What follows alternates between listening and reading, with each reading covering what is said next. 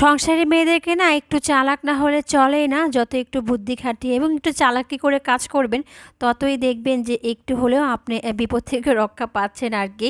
আসসালামু আলাইকুম, কেমন আছেন সবাই? এই তো কিছু মাছ মাংসের বাজার করা হয়েছে, তো সেগুলো এখন গুছিয়ে নেব আর আপনাদের সঙ্গে কিছু কথা বলবো। আচ্ছা, এই যে কোরবানি ঈদ আসছে, তো এই ঈদের আগে আজকে হচ্ছে এই শেষ বাজার ছিল, মানে ঈদের আগে আর কোনো বাজার করা হবে না, যেহেতু আমরা এখানে আর ঈদ করব না। তো সেই ক্ষেত্রে এসে বাবা এই বাজারগুলো হচ্ছে করে নিয়েছে।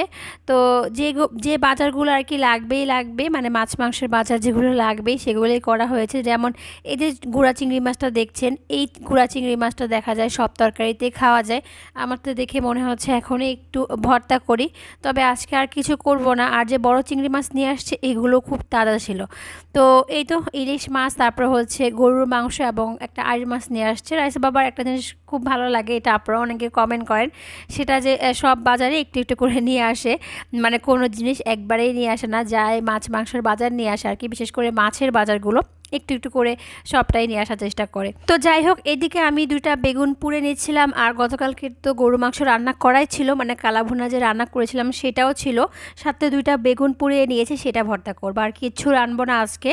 আর কিছু আমার এখানে কেকের জন্য ক্রিম নিয়ে আসা হয়েছে। রাইসের বাবা আজকে প্রচুর কষ্ট করেছে, এমনিতে বাজার নিয়ে আসছে, তার মধ্যে আমার জন্য, মানে আমার বিজনেসের জন্য কিছু জিনিসপত্রও নিয়ে আসছে।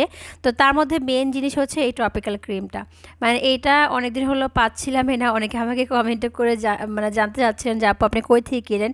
আমি তো নিজেই কয়েকদিন হলো মানে এই ক্রিমটা পাচ্ছিলাম না। তো যাই হোক, এখন যেহেতু পেয়েছে, রাইসের বাবা বেশি করে নিয়ে আসে যাতে করে আমার অনেক দিন চলে যায়। তো সেগুলো আমি সাথে সাথে হচ্ছে ডিপ ফ্রিজে রেখে দিলাম। আর হ্যাঁ, ট্রপিক্যাল ক্রিমটাকে কিন্তু ডিপ ফ্রিজে সংরক্ষণ করতে হয়। আর আমি কিন্তু এই ক্রিমটা হচ্ছে ঢাকা নিউ মার্কেট থেকেই কিনি। আমার যত বেকিংয়ের জিনিসপত্র আপনারা দেখেন সব কিছুই আমার নিউ মার্কেট থেকে কিন্তু কেনা। এই তো গতকালকে যেহেতু একটু বেশি করে গরু মাংস এবং খিচুড়ি রান্না করে রেখে দিয়েছিলাম, সেক্ষেত্রে আজকে আর কিছু রান্না করতে হয়নি। তবু একটু সাদা ভাত এবং হচ্ছে ভর্তা করেছিলাম, এই যে বেগুন ভর্তা। কিন্তু আমি কিন্তু করিনি এই বেগুন ভর্তাটা, রাইসের বাবাই করেছে, আমি শুধু বেগুন দুটো পুড়ে দিয়েছিলাম।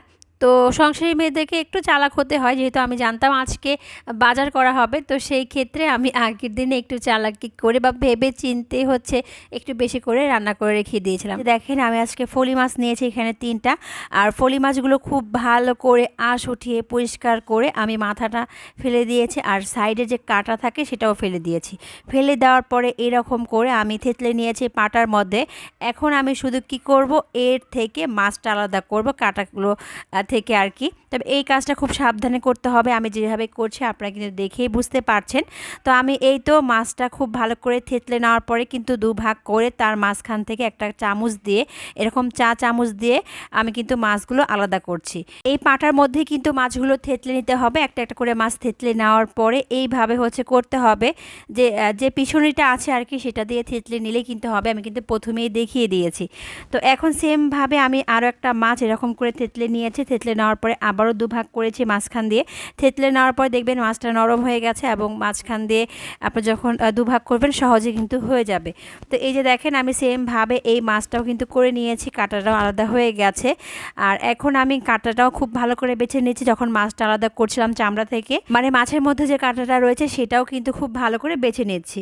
তো এইভাবে কিন্তু ফলি মাছ থেকে হচ্ছে মানে ফলি মাছের চামড়াটা আলাদা করতে হবে মাছ থেকে আর কি। আর এই যে কাঁটাটা দেখেন এটাও কিন্তু খুব শক্ত, এখান থেকে কিন্তু মাছটা আমি এইভাবে মানে চামচ দিয়ে কিন্তু আলাদা করে নিয়েছি।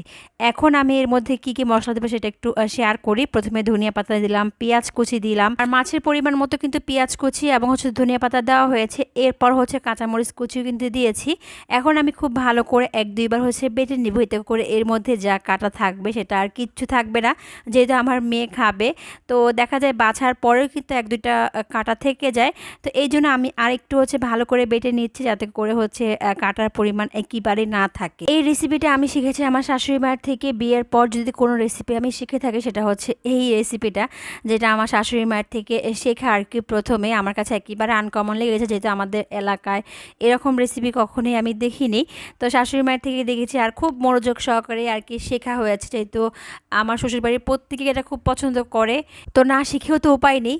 তো যাই হোক, এই যে দেখেন আমি এখানে হচ্ছে 1/2 চামচ রসুন বাটা এবং 1/2 চামচ হচ্ছে আদা বাটা দিয়েছি। এরপর পরিমাণ মতো হলুদের গুঁড়া, মরিচের গুঁড়া দিয়েছি, সামান্য পরিমাণ মানে আধা চামচ জিরা গুঁড়া এবং আধা চামচেরও কম আমি হচ্ছে গরম মশলার গুঁড়া দিয়েছি।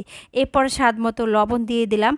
এখন দিয়ে দেব হচ্ছে সামান্য পরিমাণ সয়াবিন তেল। তেলের পরিমাণটা কিন্তু খুব বেশি দেওয়া হয়নি, প্রায় 1 টেবিল চামচের মতো দিয়েছি। দেওয়ার পরে আমি যা যা মশলা দিলাম এখন হাত দিয়ে খুব ভালো করে আর কি মাখিয়ে নিব। তো মাখিয়ে নেওয়ার পরে আপনারা চাইলে এরকম বড়া বানিয়ে গোল গোল করে এরকম করে বড়া বানিয়ে কিন্তু তেলের মধ্যে ভাজতে পারেন। তারপর কিন্তু গরম ভাতের সঙ্গে খেলেই বুঝবেন এটার টেস্ট কীরকম। তবে আমি সেরকম বড়া আকারে ভাজবো না, আমার শাশুড়ি মায়ের থেকে যেভাবে দেখেছি সেটাই আপনাদেরকে দেখাই। এই যে ফলি মাছের যে চামড়াটা আমি আলাদা করে রেখে দিয়েছিলাম, সেই চামড়াটার মধ্যে একটু হলুদের গুঁড়া এবং লবণ মাখিয়ে নিয়েছি। তারপরে এই কোফতাটা দিয়ে এখন হচ্ছে আমি চামড়াটা কীভাবে উঠিয়ে দিচ্ছি বা কীভাবে শেপটা দিচ্ছি এটা শুধু আপনারা দেখেই বুঝে নেন। তো এইভাবে হচ্ছে আমি করে নিচ্ছি। আপনারা চাইলে মাছের শেপও দিতে পারেন, তবে আমার শাশুড়ি মায়ের থেকে আমি এইভাবেই শিখেছি। তো যাই হোক, এখন হচ্ছে এই ফলি মাছের কোফতাগুলো আমি ভাজবো। তো আমি এই তো ফ্রাই প্যানের মধ্যে তেল দিয়েছি, খুব বেশি কিন্তু তেল দেইনি, অল্প তেল দিয়েছি। এর মধ্যে আমি মাছগুলো এরকম করে উল্টিয়ে দিলাম যাতে করে ভেতরে মাছটা বা কোফতাগুলো বেরিয়ে না আসে। তো যখন হয়ে যাবে তারপরে আমি উল্টিয়ে উল্টিয়ে কিন্তু খুব ভালো করে সময় নিয়ে ভাজবো। একেবারে কালার দেখে কিন্তু আপনারা বুঝতে পারছেন আমি কিন্তু কীরকম সময় নিয়ে আর কি ভেজে নিয়েছি। আপনারা হচ্ছে বড়ার থেকে মানে মাছের কোফতাটা বানিয়ে বড়া আকারে না বানিয়ে এরকম হচ্ছে বানিয়ে খাবেন, তাহলে এটার আসল টেস্টটা পাবেন। যারা হচ্ছে নানি দাদির হাতে এই রেসিপিটা খেয়েছেন বহুত আগে, হয়তো এখন মায়েরা বানিয়ে খাওয়ায়, তো আমার তো শাশুড়ি মায়ের থেকে শেখা, হয়তো বা আপনারা অনেকেই শিখেছেন, তো আপনারা বুঝতে পারবেন এর টেস্টটা কীরকম হয়ে থাকে। আর এই রেসিপিটা কিন্তু এখনকার রেসিপি না, অনেক আগের রেসিপি। যারা হচ্ছে নানি দাদির হাতে এই রেসিপিটা খেয়েছেন তারাই বলতে পারবেন। এখন হয়তো বা মায়েরা বোনেরা অনেকে হয়তো বানাতে পারেন আমার মতো, যেমন আমি আমার শাশুড়ি মায়ের থেকে শিখেছি আর কি। তো জানি না এটার টেস্ট এত কেন হয়, যেমন এই মাছটা ভুনা করলে আমার কাছে তেমন একেবারে ভালো লাগে না, আর কোফতা বানালে মনে হয় একেবারেই অমৃত। তো যাই হোক, রাতের জন্য এই ফলি মাছের কোফতাটাই বানিয়েছি। আমার হাজব্যান্ড অনেক দিন হলে ঘ্যান ঘ্যান করছিল, মাছগুলো আনার পরে আমি বানাচ্ছিলামই না, তো আজকে অবশ্যই বানিয়ে দিলাম। আর এই যে দুপুরে আমি হচ্ছে মুগ ডাল দিয়ে মুরগির গিলা কলিজা এগুলো রান্না করেছিলাম, সেটাও রয়েছে। শুধু আজকে রাতে এই ফলি মাছের কোফতাটা বানালাম। আর হ্যাঁ, জামাইকে যদি প্রথমবার এই রেসিপিটা বানিয়ে খান তাহলে কিন্তু আপনার ভক্ত হয়ে যাবে, বারবার চাইবে এই রেসিপিটা যাতে আপনি বানান। তো যাই হোক, আজকে ব্লগটা কেমন লেগেছে অবশ্যই কমেন্ট করে জানাবেন। ভালো থাকবেন সবাই, সুস্থ থাকবেন। আল্লাহ হাফেজ, আসসালামু আলাইকুম।